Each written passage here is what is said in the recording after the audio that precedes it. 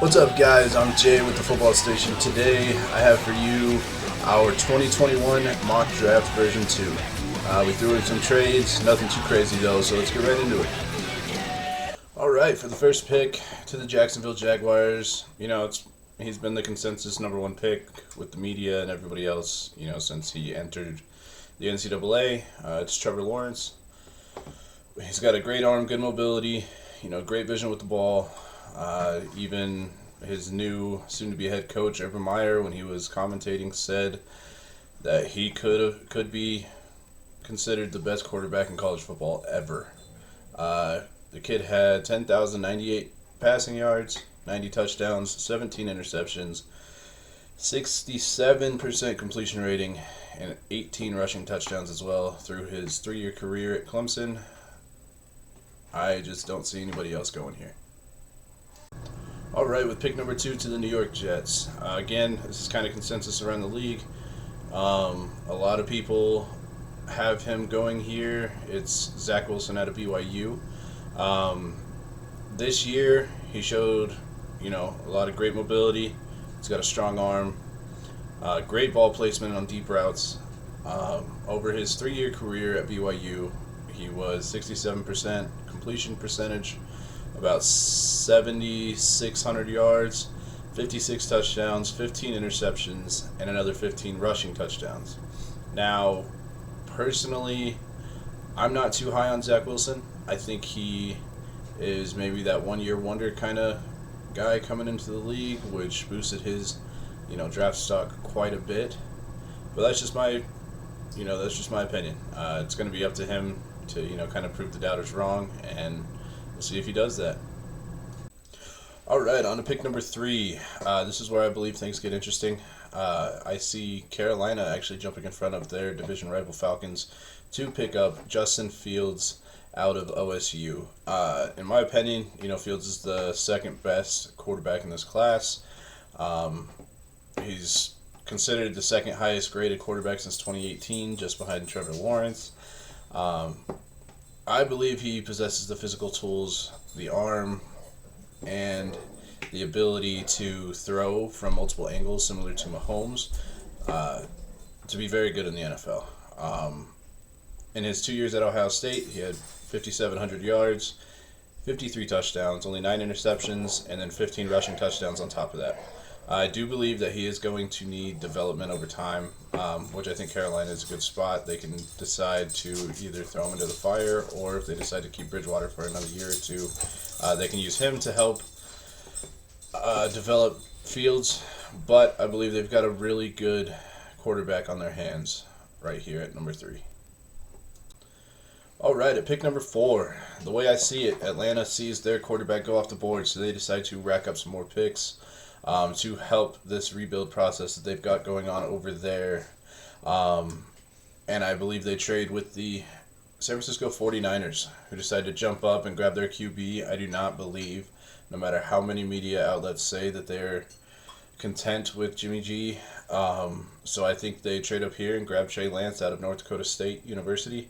The kid has great instincts, great arm, great mobility, good decision making, and his 2019 stats were extremely impressive, with over 2,700 yards, a 67% completion percentage, 28 touchdowns, 1,100 yards on the ground, and to top it off with another 14 rushing touchdowns. Trey Lance's ability to make plays out of nothing and in space play perfectly into what I think San Francisco wants to do with Kyle Shanahan. The only concern that I have is I'm not sure that Lance is ready to be played right now. I think he does need a year or two to develop and, get into being comfortable playing against higher levels of competition. So as of right now, that's where I stand, and we'll move on. All right, now we're on to pick number 5 with the Cincinnati Bengals. I believe this is an easy pick.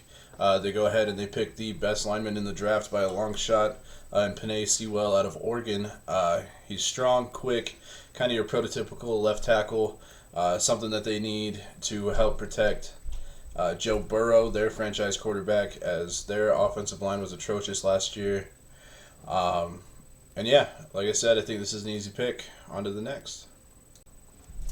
All right, pick 6 with Philadelphia. I think they're in desperate need of weapons on the outside. This is where I think they grab Jamar Chase, who, in my opinion, is the best wide receiver in the class. He's a great route runner, strong hands, not scared to go across the middle of the field, and he is not afraid to go up for a contested catch. He had one of the best seasons ever as a true sophomore in 2019. He sat out 2020 to prepare for the draft. That's kind of why I think he gets overshadowed by Devonta Smith, who won the Heisman this year. But yeah, I think Philly grabs Jamar Chase at LSU, and they've got a great receiver and finally some options for whoever they have at quarterback next year. All right, at pick number 7, we've got the Detroit Lions. I believe they let Kenny Golladay walk in free agency, so this is where I have them picking up wide receiver in Devonta Smith out of Alabama. He was the Heisman winner last year. You know, he's very quick out of his routes, great route runner, great hands. I think he's going to be really good in the NFL as long as he can put on a little bit of beef. And yeah, so on to the next. Pick number 8 with Miami from the trade with Carolina earlier in the round. This is where I think they grab a wide receiver, giving Tua some weapons, in Jalen Waddle from Alabama. Waddle is very quick, great routes, strong hands. He's easily one of the most explosive weapons in this class, but is more, I believe, than just a gadget receiver.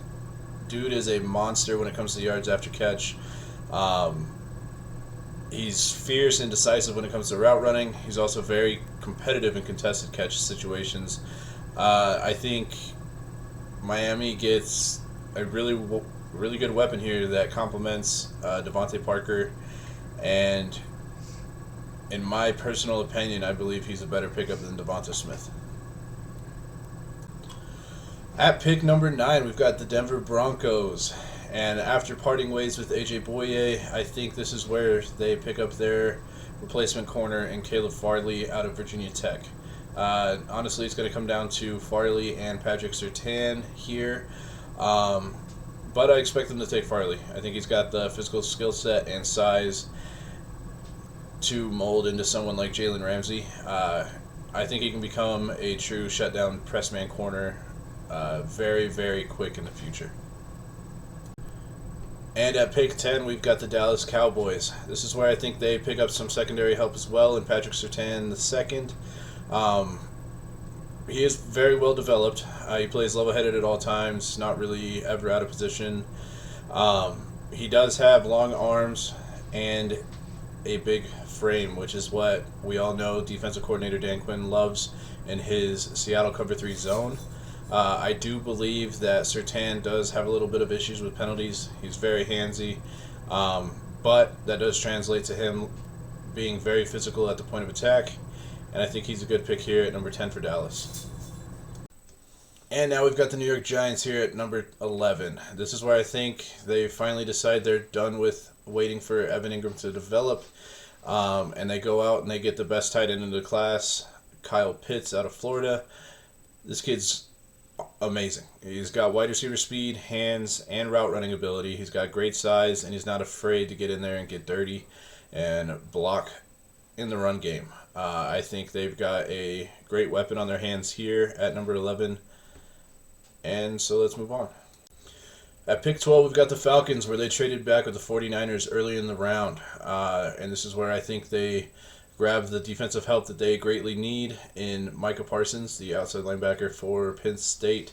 We all know the Falcons lack size and play strength up front, and Parsons can definitely boost their pass rush unit. The great thing is Parsons can do both. He's listed at 6'3", 245, but he's got more than enough size to contest up front with offensive linemen, and he can also drop back into coverage if needed.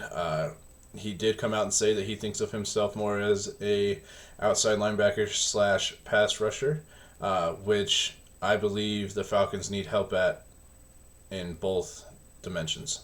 So the Falcons grab Micah Parsons here. It's a great pick at 12. And we move on. On to pick number 13, we've got the Los Angeles Chargers. I think they were eyeing Kyle Pitts here. as I believe they're going to let Hunter Henry walk in free agency, but instead they end up going with Christian Darrisaw out of Virginia Tech. He's strong, extremely agile, and he's going to be a plug-and-play tackle for them, help keep Herbert up and in the pocket and let him take the reins of the offense fully and hopefully get them to playoffs next year. Now we have the Minnesota Vikings at pick 14, where I think they go with a kind of surprise pick here in Jalen Phillips, defensive end out of Miami. I believe he's a great athlete. He's got a high ceiling, high motor, a good pass rusher. He is a former 5-star recruit. He did struggle at UCLA, but he kind of found his footing this past season at Miami. He showed off a arsenal of pass rushing skill sets, as well as natural play strength, explosion, and bend. There are a little bit of injury concerns there, but I think Phillips, could be warranted enough to be picked up here and give a much-needed boost to the Minnesota Vikings defense, who did struggle last year. All right, pick 15 is the New England Patriots, where I believe they go after replacing Joe Thuney in grabbing Elijah Vera Tucker out of USC. Losing Joe Thuney is going to be huge for their offensive line. And it also seems that they're going to be moving on from their right tackle, Michael Onwenu, and putting him at left guard. I think Elijah Vera Tucker, he's got smooth feet. He's got very functional athletic ability and can be a very quality right tackle. I do believe, he is versatile, so he can be plugged in at other positions as well. He's very strong, agile. He might take time, but I believe he's got a very high ceiling here with the Patriots. At pick 16, we've got the Arizona Cardinals, and I believe after picking up J.J. Watt that they're going to continue to strengthen that defensive side of the ball in grabbing cornerback J.C. Horn out of South Carolina. To me, he's one of the most entertaining studies so far during the whole draft. He's extremely confident, aggressive, and he knows how to get under the skin of wide receivers and shut them down mentally. He's not as big or strong as, say, Surtain and Farley, but I believe with a little bit of coaching, a little bit of help, I think J.C. Horn comes in and he's going to be a day one starter and be on the road of replacing the great Patrick Peterson, who I believe is out in free agency this year.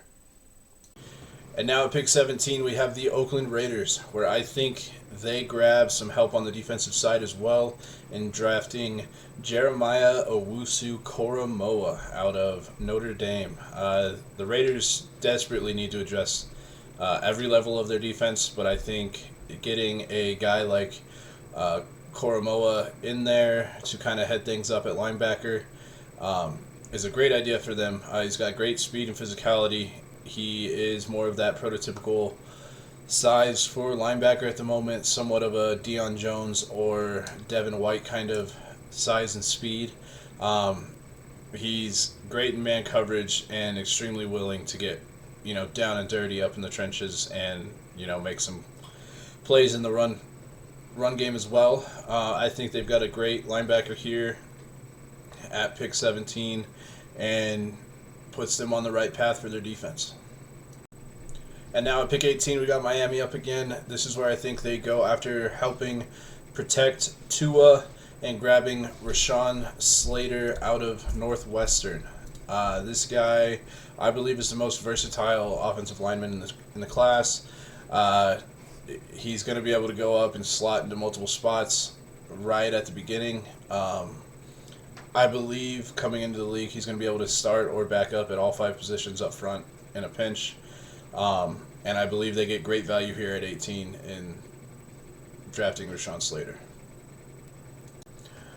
And now at pick 19, we've got the Washington football team, where I think they follow directly after Miami and going and getting some protection up front in Samuel Cosmi out of Texas. We all know after Trent Williams left, their offensive line wasn't that great. An upgrade is definitely needed, and I think Cosme has the tools to develop into a notable left tackle early in his career. He's got the length, the athleticism, and the experience at the position to turn into a great left tackle for the Washington football team.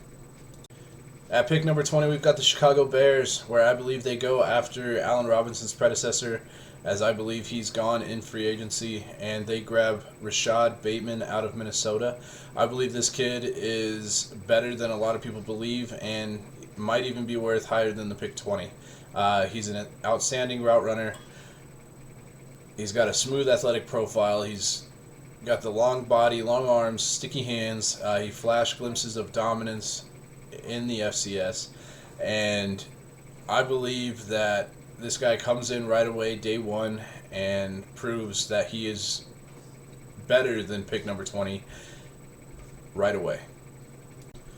Next, we've got the Indianapolis Colts at pick number 21. I believe they go on the defensive side of the ball to help a defense that doesn't really need it, but I believe they grab Greg Newsome out of Northwestern, and this kid, I think, is really good. He's quick, he's got great size, good hands, and I think he comes in right away and gives the Colts depth in the secondary should Xavier Rhodes leave in free agency.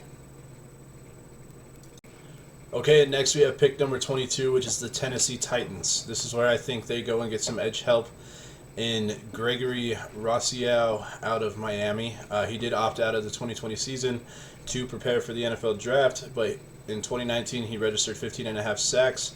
He is still relatively new at the position, but I believe he's got an extremely high ceiling.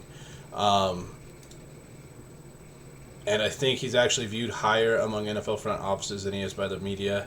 He's got the length, the athletic profile, and production to prove that he can be successful at the position. But it is important to remember that he is not anywhere close to a finished product, and I believe he's got the ability and high ceiling to become a very great edge rusher for the Tennessee Titans. And back again, we've got the Jets at pick number 23, where I believe they go with the defensive side of the ball this time and grab Eric Stokes out of Georgia. The cornerback ascended to be one of the top, not only in the SEC, but in all of college football this past season.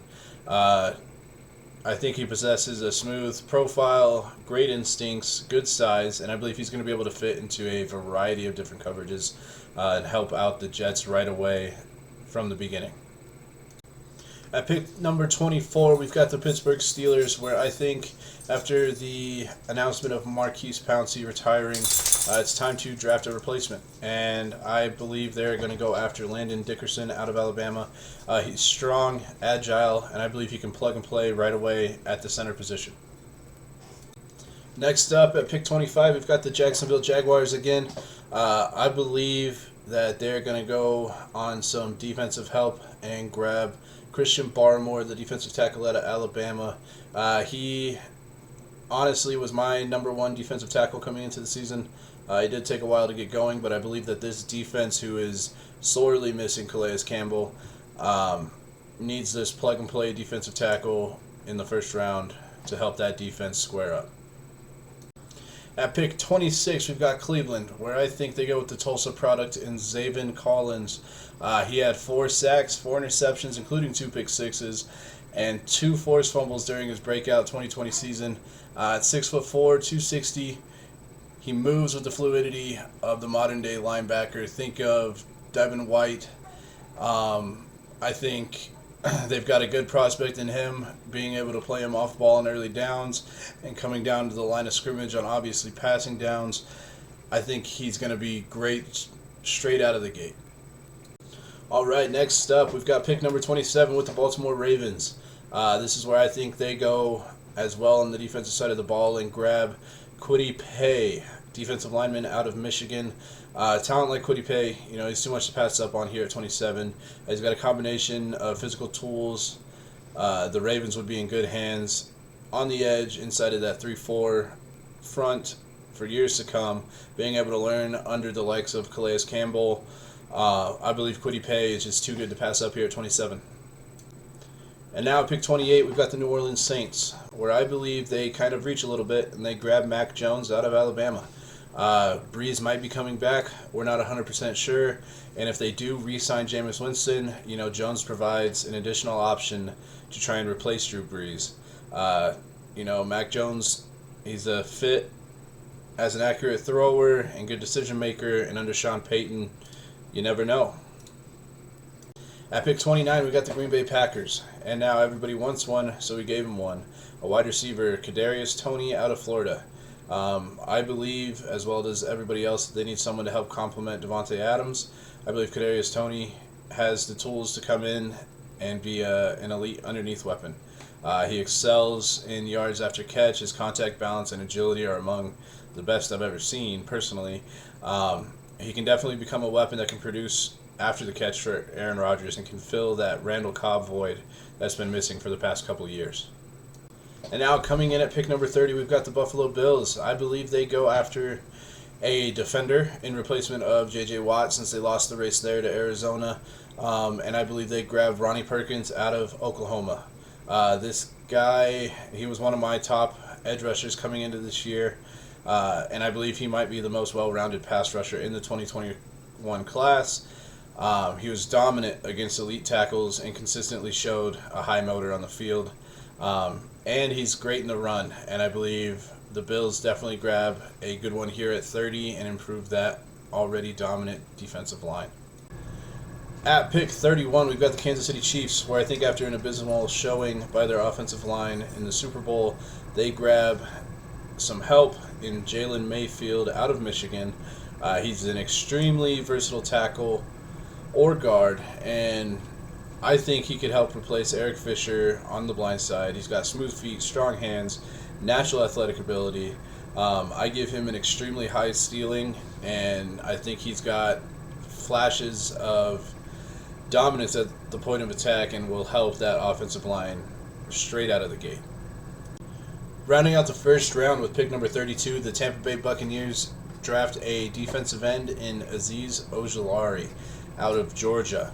With the long-term future of Shaq Barrett and JPP very much up in the air, I believe this makes a lot of sense. His get-off, bend, and knack for making big plays are going to make him very desirable to the Bucs, and I think they get a great pick here with the last pick of the first round.